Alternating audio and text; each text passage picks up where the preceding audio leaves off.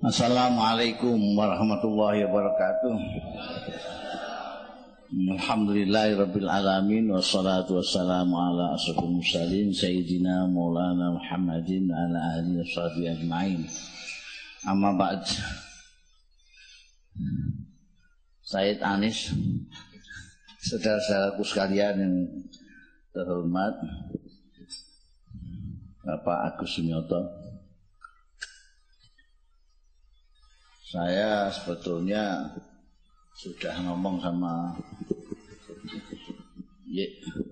Anis ini, saya mau datang hanya untuk mendengarkan Pak Agus Sunyoto. Karena saya sudah membaca bukunya, menarik sekali.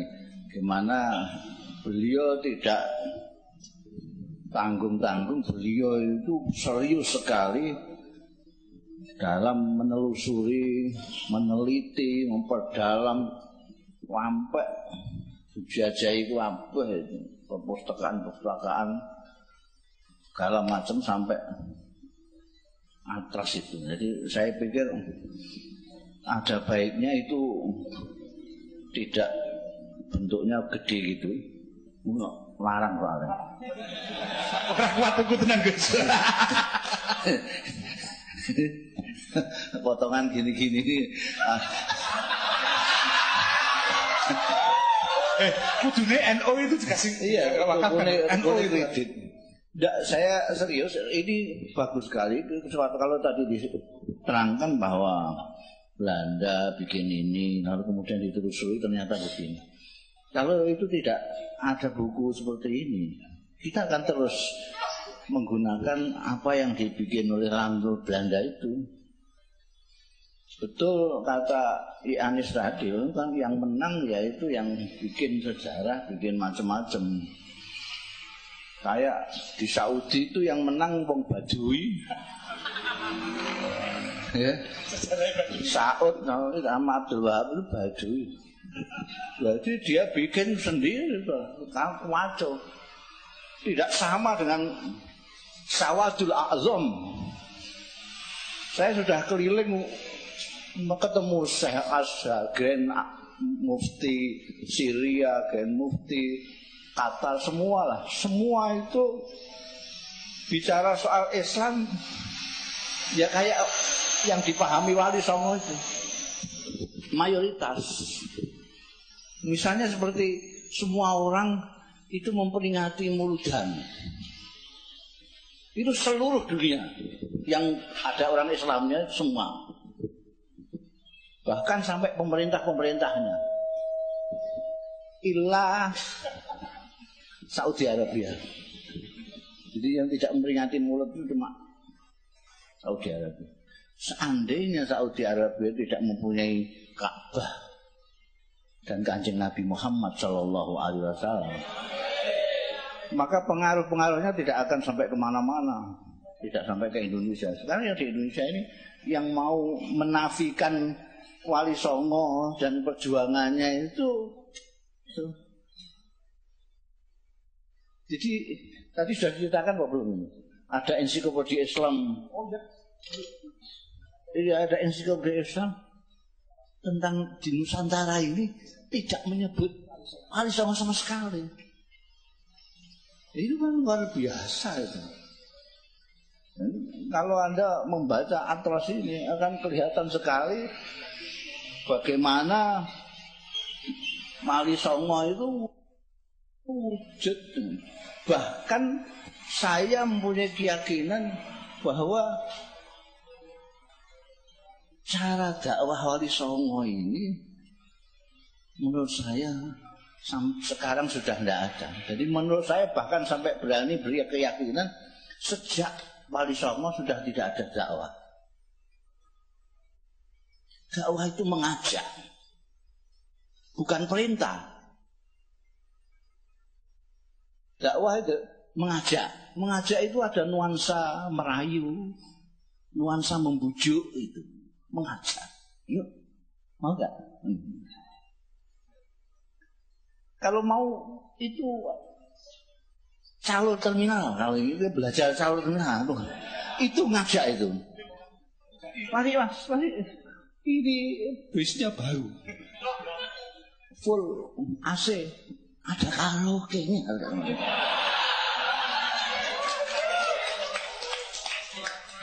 Enggak kok model, ayo, itu bukan ngajak. Nah ini saja, itu apa itu? Itu bis bobrok itu, ini aja. Enggak, bukan begitu. Ngajak itu lain dengan perintah, lain dengan melarang. Di Quran itu ada dakwah, ada perintah. Yang dikacaukan sekarang ini oleh masyarakat kita, jadi kacau akhirnya.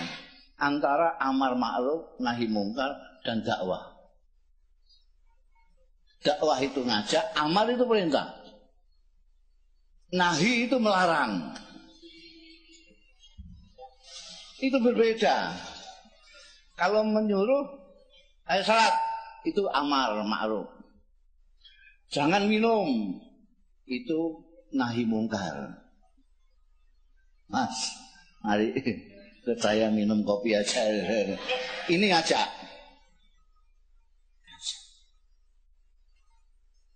Nah, ngajak itu sudah ada ayatnya, ayat ngajak itu ada. Kalau yang mengaku ustadz mubalek itu pasti sudah baca. Kalau tidak baca ya ustadz palsu.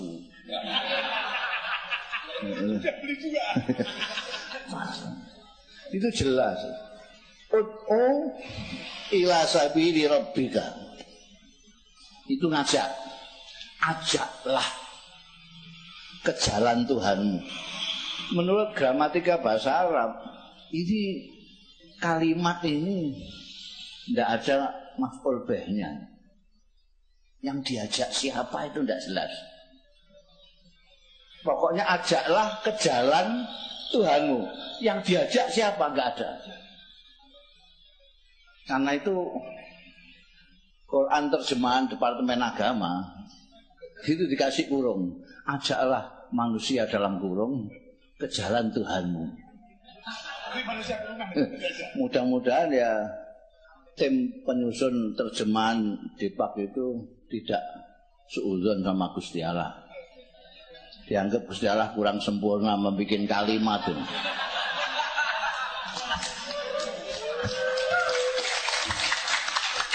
Mudah-mudahan ya maksudnya kepengen menjelaskan saja kepada pembaca atau. Tapi itu kalau mengerti sastra sedikit aja ngerti sastra, itu sudah nggak perlu memang maf'ul bih itu nggak perlu. Ajaklah ke jalan Tuhan, ora perlu sing diajak sapa ora perlu. Ajaklah naik bis, itu jelas. Yang diajak ya yang belum di atas bis. Masa sudah naik bis diajak naik bis, enggak bisa. Ajaklah ke jalan Tuhanmu, artinya yang diajak orang-orang yang belum di jalan Tuhanmu. Lah sekarang ini tidak ada model kalau yang tidak di jalan Tuhan sikat. Itu kan ada itu. Karena tidak di jalan Tuhan, karena sesat harus disikat. Ini akalnya entah di mana nggak tahu saya. Kok berani-beraninya? Kalau yang sesat, kalau yang tidak di jalan Tuhan disikat. Itu lalu ayat ini untuk apa? Ada di Quran itu. Dua rawus. Berani mereka membuang itu. Mereka tidak sadar itu. Lagi pula kalau umpamanya Kanjeng Nabi Muhammad SAW dulu itu kok modelnya seperti itu. Yang sekat sikat, yang salah sekat, yang tidak di jalan Tuhan sikat. Ya tinggal Kanjeng Nabi tok ya, semua disikat. Wong dulu itu yang di jalan Tuhan cuma Kanjeng Nabi tok. Kalau Wali Songo modelnya begitu, kita itu masih kalau enggak Buddha ya apa? Buddha. Kanjeng Nabi itu ngajak betul. bil mau'izatil hasanati bil hikmati wal mau'izatil, terusannya gitu. Bil hikmati wal mau'izatil hasanati. Kalau perlu debat, wajildilhum billati ya ahsan, dengan cara yang lebih baik dari mereka. Sekarang enggak ada ngajak sama sekali. Lah Wali Songo itu kok punya kreasi begitu, itu kreasinya sendiri apa ada tiruannya? Ada yang ditiru, ada. Yang ditiru Kanjeng Nabi Muhammad sallallahu alaihi wasallam. Kenapa Wali Songo sukses? Karena beliau memiliki apa yang diajarkan oleh Rasulullah sallallahu alaihi wasallam. Yang pertama, yang sekarang ini sangat-sangat jarak. Saya sampai mengatakan tidak ada dakwah lagi itu. Sekarang ini yang krisis di antara multi krisis di Indonesia ini adalah krisis ruhud dakwah. Ali Songo mempunyai ruhud dakwah yang besar sehingga beliau kreatif di dalam berdakwah. Dengan seni, dengan budaya, dengan macam-macam cara, karena di dalam diri mereka mempunyai ruhud dakwah.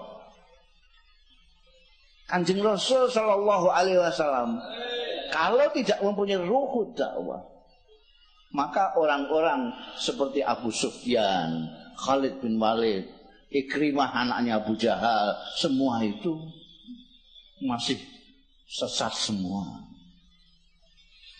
Ketika Rasulullah Shallallahu Alaihi Wasallam dilempari batu, bayangkan ada orang sesat melebihi, tidak ada.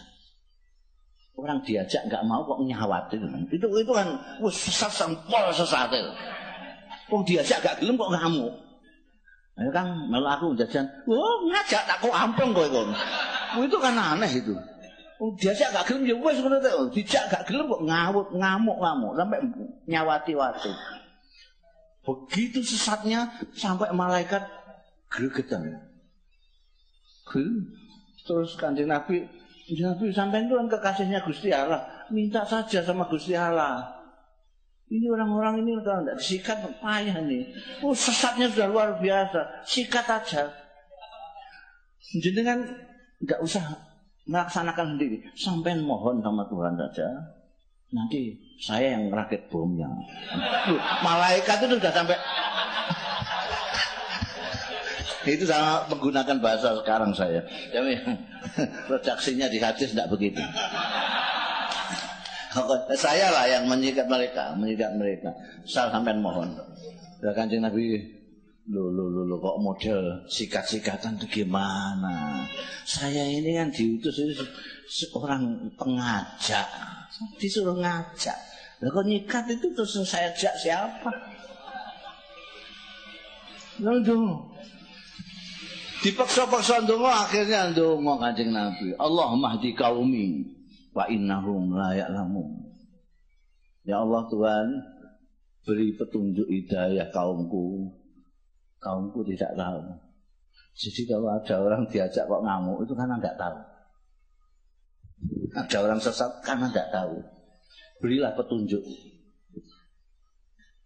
Kanjeng Nabi dengan semangat dakwahnya ingin sekali semua orang itu masuk surga semua. Jangan sampai tidak. Ada ruhud dakwah di situ yang menyala-nyala. Akhirnya apa yang terjadi? Anaknya Al-As bin Wa'il, musuh Kanjeng Nabi bebuyutan. Namanya Amr bin As, masuk Islam. Anaknya Walid bin Mughirah, musuh bebuyutannya Kanjeng Nabi, masuk Islam. Khalid bin Walid yang di perang Uhud masih sempat memerangi umat Islam. Ikrimah, anaknya Abu Jahal, masuk Islam, jadi pahlawan Islam. Abu Sufyan, Hindun yang ngemah-ngemah, hatinya, jantungnya Sayyidina Hamzah masuk Islam karena roh itu. Sekarang ini banyak orang Islam malah lari, ngeri lihat dai-nya itu. Dulu saya ini wong dakwah kok kalah dengan calo terminal itu.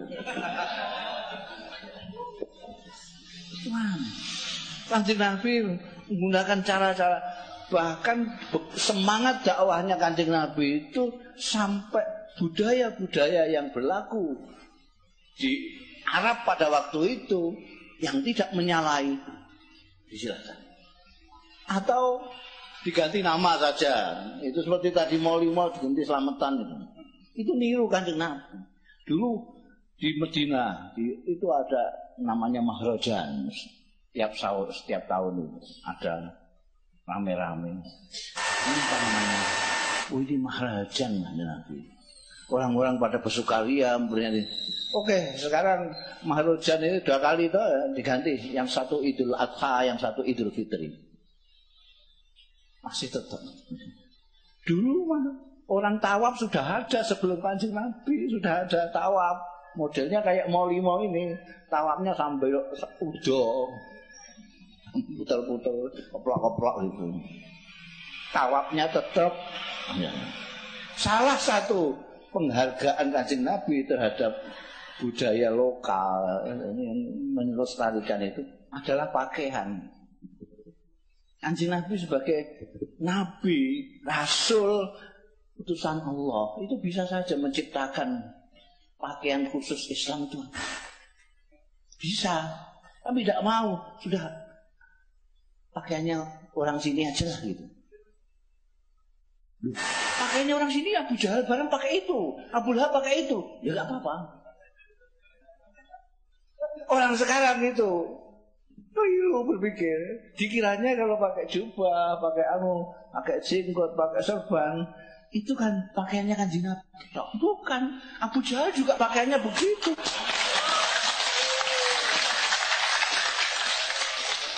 Loh iya. Loh, nanti Pak Agus supaya meneliti kan. Beliau itu kalau meneliti itu cermat sekali. Dia diteliti. Kalau saya cuma akal saja. Dan kalau sampean lihat film-film misalnya apa itu, risalah segala macam itu, pakaiannya kan sama. Kanjeng Nabi gak diperlihatkan saja. Ini pakaiannya sama. Pakai serban, pakai jubah, itu sama. Jadi kalau mau itbak Kanjeng Nabi, mau mengikuti Kanjeng Nabi cara berpakaian, ya kayak beliau ini. Pakai pakaiannya orang sini, kelambi batik, peci hitam. Pakaiannya orang sini, seperti Kanjeng Nabi, pakaiannya orang sini, sini sana. Ya, kan? Jadi orang itu mengira kalau sudah pakaian jubah gitu, wah Kanjeng Nabi gitu. Abu Jahal, Abu Lahab gitu. Cuma bedanya, ini yang bedakan. Bedanya antara Abu Jahal sama Kanjeng Nabi itu, kalau pakaiannya pas sama. Dari belakang mungkin sama. Serbannya sama. Jubahnya sama. Jenggotnya sama. Yang membedakan apa? Raut muka. Kalau Kanjeng Nabi itu wajahnya tersenyum, kalau Abu Jahal sangar. Ya itu terserah sampean, pakai serban, pakai jubah silahkan. Tapi kalau sangar,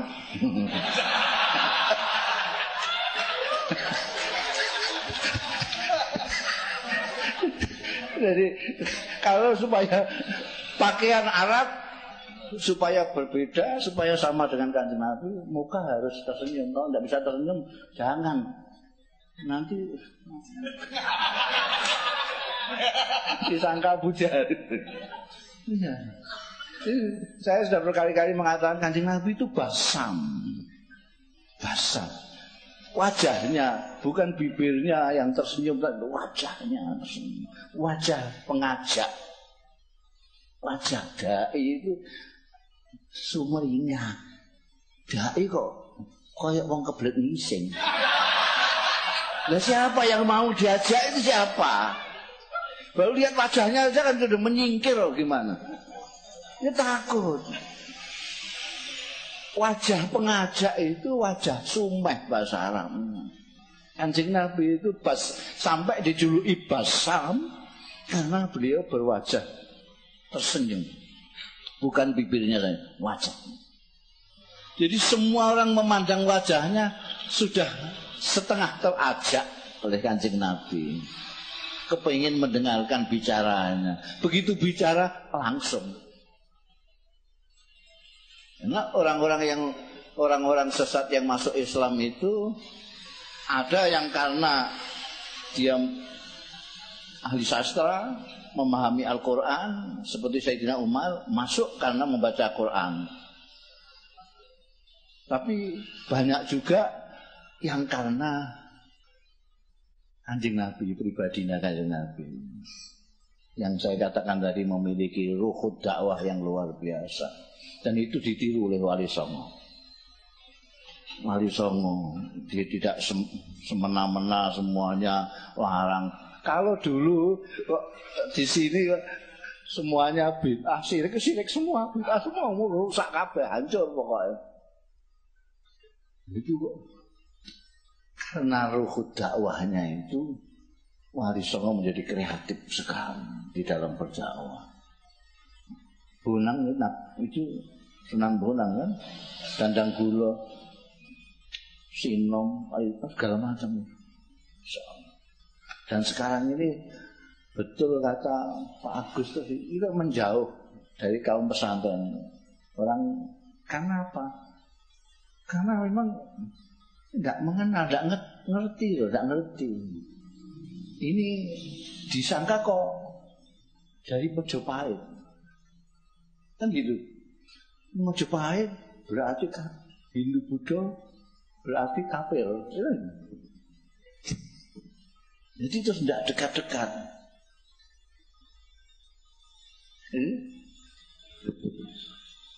Sampai beli bukunya itu. Kalau nyicil. Kalau tidak ya urunan lah kalau ngomong. Itu Pak. Dan saya kepengen tadi ngomong sama Agus itu isinya itu kalau bisa hotel itu untuk pelajaran di sekolah supaya kita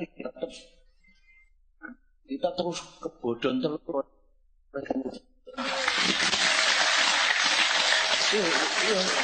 Jadi kebodohan terus-terusan. Nah ini kalau nanti Pak Harto bikin sejarah sendiri, nggak ada yang meluruskan. Habis itu Pak SBY bikin sendiri, nggak ada yang meluruskan. Repot. Jadi kembali kepada Wali Songo itu.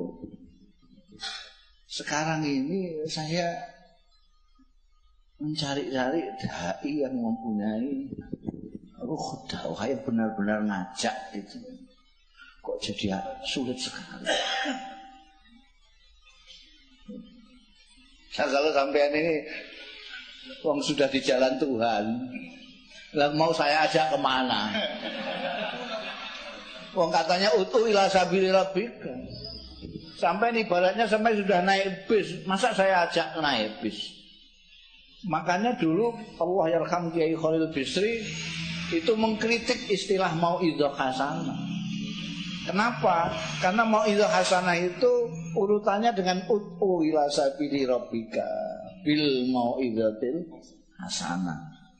Di mau'idhah hasanahi supaya mau ikut ke jalan Tuhan. Lah kalau sudah ke jalan Tuhan, sudah sama-sama di jalan Tuhan seperti sampean dengan saya ini, saya tidak perlu. Saya dengan beliau tidak usah.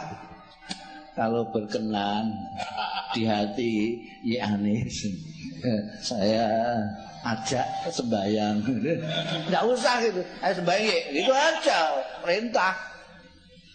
Kenapa? Karena sudah sama-sama di jalan Tuhan. Itu Anda perhatikan di Quran itu. Amar ma'ruf nahi mungkar itu kaitannya dengan komunitas orang-orang yang mukmin.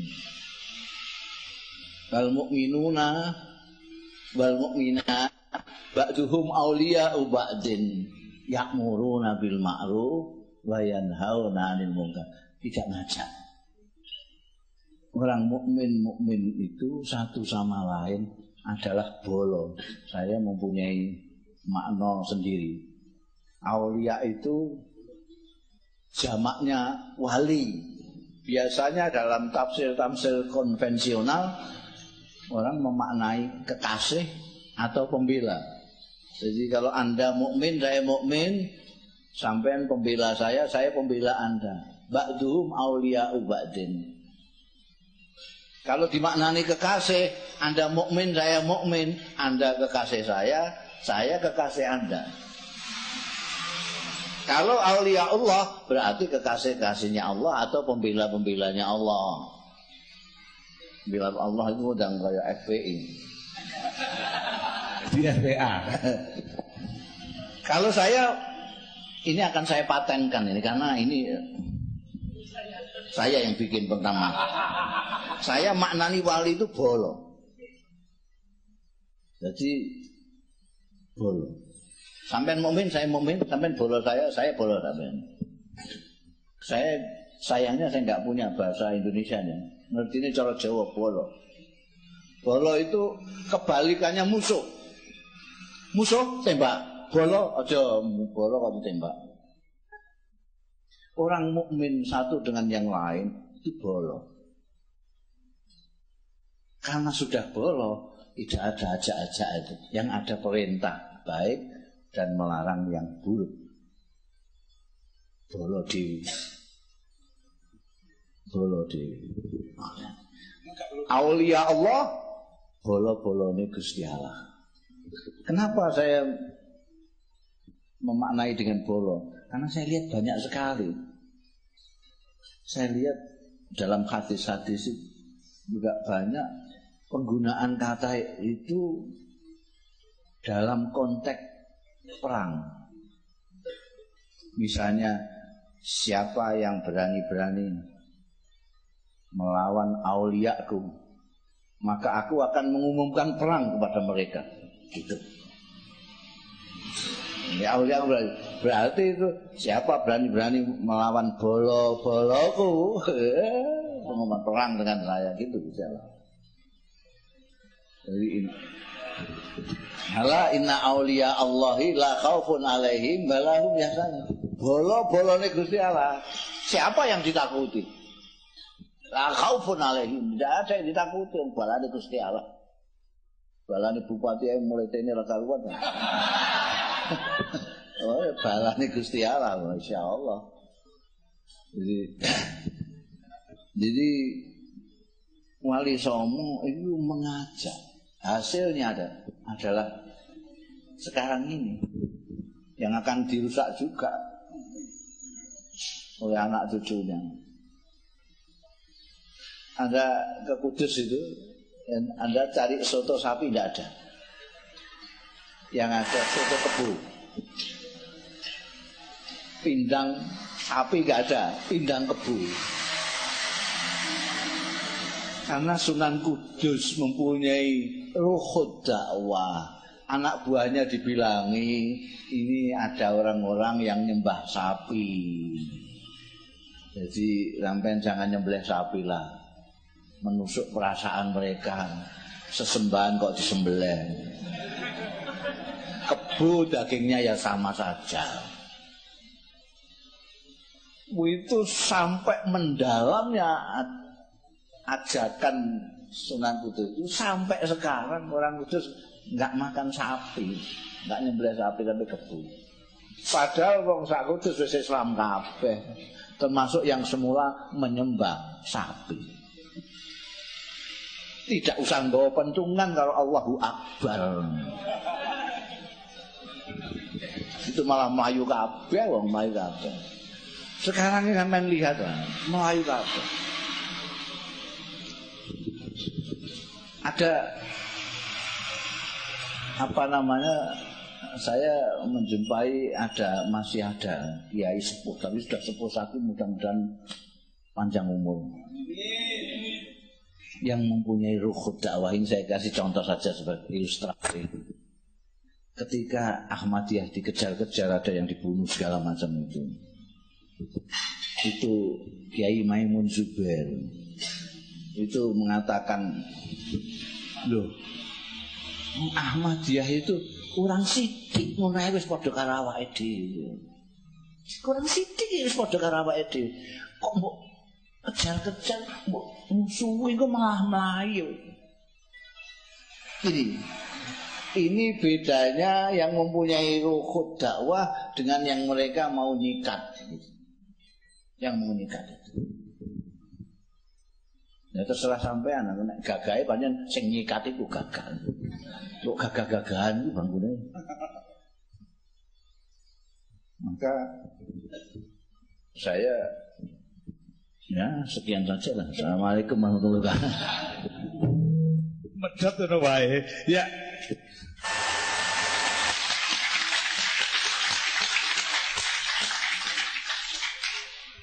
Tampaknya Gus, saya kok curiga gini Gus. Wong sing Abu Jahal tadi itu karena nggak percaya diri. Orang yang nggak percaya diri kan biasanya khawatir diserang kan dia. Kalau la khaufun alaihim wa lahum yahzanun, dia sudah nggak punya beban, sudah merdeka dari dirinya sendiri, sudah nggak punya masalah, sudah selesai dengan dirinya sendiri. Jadi orang-orang yang begitu justru belum selesai dengan dirinya sendiri. Orang-orang yang jadi justru menampakkan mereka belum Islam lah sebenarnya. Belum. Kalau Islam yang artinya mereka nggak yakin dengan Islamnya sendiri. Kalau mereka yakin dengan Islamnya sendiri, mereka nggak akan bengok-bengok ning kita. Ayo. Bukan soal Islam. Jadi kita itu sudah menganggap agama itu sebagai institusi, itu salahnya. Jadi kayak partai, kayak orsospol. Akhirnya kita fanatik kepada Islam, sehingga sibuk membela Islam, lupa kepada Allah. Lupa kepada Allah. Saya pernah ngomong di kalangan kiai-kiai, pernah di kalangan akademisi, pernah di kalangan pesantren itu kiai-kiai kumpul di tempatnya Kiai Said Kemadu sana. Yang pertama, yang kedua di Unisula untuk mahasiswa dan dosen-dosen. Pada waktu itu institusi politik parpol itu hanya 3, Golkar, PDI, P3. Ngomong sama kiai-kiai itu, karena saya gegetan pada tukaran kiai-kiai itu gara-gara ini. Saya tanya, saya sedang membicarakan antara wasilah dan ghoyah. Sebetulnya ghoyah kita itu apa? Tujuan akhir kita itu apa sih? Ghoyah itu tujuan akhir, wasilah itu sarana untuk menuju. Ghoyah tujuan akhir itu. Kalau tujuan akhir kita itu Jakarta, maka Pati, Kudus, Semarang, segala macam itu wasilah. Bis, kereta api, pesawat itu wasilah. Kalau kita berhenti di Cirebon, lalu ngebrok di Cirebon, itu nggak sampai ke Goyah. Saya tanya pada waktu itu, setelah ngomong begitu, saya tanya sama kiai-kiai itu. Sekarang saya tanya, P3, Golkar, PDI, itu Goyah apa wasilah? Mereka serempak dengan kenceng, wasilah, wasilah. Itu. Terus saya tanya, ya, betul, 100 untuk bapak-bapak kiai. Sekarang pertanyaan saya berikutnya, NU, Muhammadiyah, Wasliyah, Al-Irsyad itu Goyah apa wasilah? Mereka menjawab semua wasilah tapi nggak kenceng, wasilah gitu. Ketika saya tanya Islam, Katolik, Hindu, Buddha itu wasilah apa Goyah? Nggak ada yang jawab. Belas. Saya ulangi sampai 3 kali nggak ada yang jawab. Terus kalau Gus Mus sendiri gimana? Jadi ada kiai sepuh itu tanya terus, kalau Gus Bos gimana itu? Nah, kalau saya bilang gitu, kalau saya wasilah. Islam itu wasilah. Oh, bagaimana wasilah? Loh, ini negara demokrasi, boleh saja sampai beda sama saya. Saya bilang wasilah, sampai bilang oh ya terserah aja. Wasilah kok. Lu kalau wasilah lalu goyahnya siapa? Goyahnya ya Allah. Mereka menang sampai situ. Tapi ketika di Unisula ada dosen yang wah dalil dia. Nah, itu kok dianggap wasilah itu. Sampai itu enggak di Quran kan ada walantar apa itu bukan yang itu loh. Tuhan itu hanya menerima Islam sebagai itu. Ada lagi. Itu hampir sama seperti itu. Itu juga ada satu lagi yang lebih kuat ini.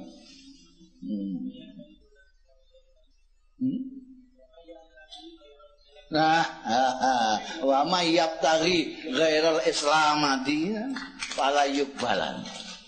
Itu bagaimana? Lah itu malah menguatkan pendapat saya bilang gitu. Lah gimana? Lah ya siapa yang pakai wasilah selain ini, maka tidak sampai hoya kepada Allah. Gitu. Jadi wasilah. Sampai mau ke Jakarta, saya bilang kalau sampean menggunakan kereta api nggak akan sampai sana, mobil nggak akan sampai sana, hanya pesawat. Jalan darat kebanjiran kabeh.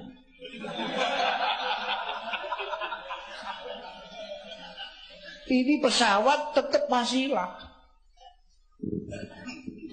Dan sekarang ini wasilah tumpuk-tumpuk. Islam ini sudah dianggap goyah, ditumpuk lagi partai Islam, organisasi Islam. Ini gak ketemu baik Gusti Allah itu. Wasilah tuh gak ketemu Gusti Allah. Lah kapan ketemu Gusti Allah itu? Jadi itu. Nah itu perkaranya perkara karena kebanyakan wasilah ini nggak sampai goyah-goyah. Jadi orang-orang dibakas itu wabah tuh pertentangan perkara wasilah. Makanya kalau Wali Songo itu mengenalkan Tuhan sama kali itu, mengenalkan Gusti Allah. Sebab kalau tidak kenal Gusti Allah, sampai mau nyenengkan Gusti Allah, iso-iso malah muring-muring Gusti Allah itu. Mereka gak kenal. Wong bojo saja begitu. Sampai gak kenal bojo, terus mau menyenangkan bojo. Kok tukokno rok sepan merah menyala, regane 1 juta. Wah, tapi ini bojoku mesti seneng. Kayakno bojone oleh bojonya digo ngelapis sepeda. Kan enggak kenal. Mengenal, makanya Wali Songo mengenalkan. Paling tidak Sunan Kalijaga mengenalkan dengan wayang. Ada dalang, ada wayang-wayang. Dulu saya pernah dapat cerita tentang siapa yang tokoh jenengan itu yang buku tentang yang pertama Syekh Siti Jenal.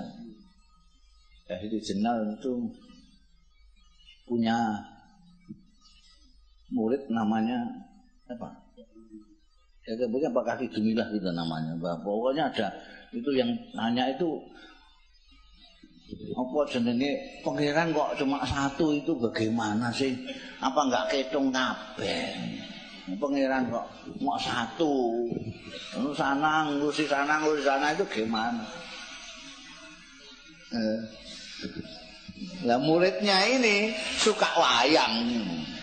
Terus Diajak nonton wayang gitu aja, wayang. Setelah nonton gitu,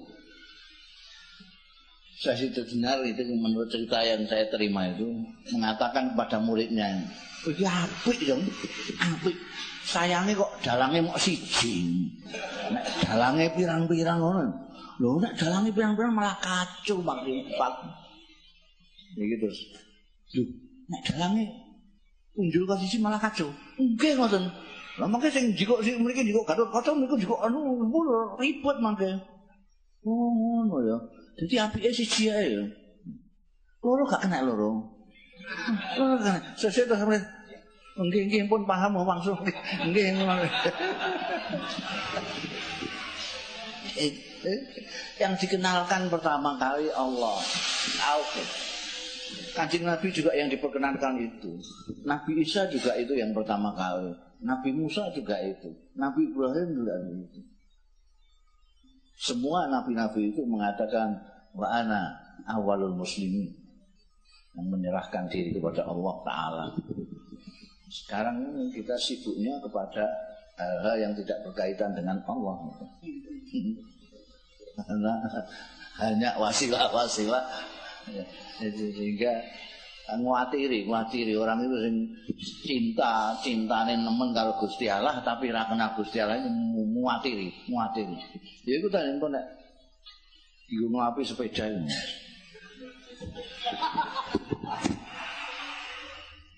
Ya, sekalian pemberitahuan bahwa acara ini juga disiarkan langsung oleh Radio Pas FM Pati di gelombang 101 FM. Dan live streaming radio bisa didengarkan di www.pasfmpati.com atau www.pasfmpati.co.id. Terima kasih untuk Pas FM yang membantu kami dengan siaran langsungnya. Ya, sambil teman-teman menyiapkan lagu, ini juga hadir di setengah kita Kiai Budi Harjono dari Semarang. Saya minta juga jajari Gusmus ini. Podo ireng-irengnya, soalnya aku putih dewe gak enak iki. Aku enak tenan lho, aku putih dewe iki lho. Kayak nganggo ireng-ireng di karen jenengan podo jejer iki lho. Cuma dhek nganggo topi Vespa. Niki mau ini Vespa dhek, untungnya agak Abu Jahal apa kan. Ya. Artinya rumiyin kok nanti kanu, Gus. Jadi masalahnya mungkin cemburu. Jadi wong merasa ireng-ireng pada ireng-ireng gitu. Bahwa wasilah-wasilah itu kemudian orang merasa institusi-institusi itu orang merasa itu dirinya dan cemburu karena orang lain. Ya kayak bojone iki Gusti Allahku kok kowe kok dudu nggonmu kowe gak melu aku gak. Ora iki nggonku. Ada kecemburuan-kecemburuan semacam itu. Ya ini lagunya apa iki? Sunyi. Lho lah aku sing nyanyi bodong tenan lho. Ya wes, Suluk Sunyi ini lagu lama. Terus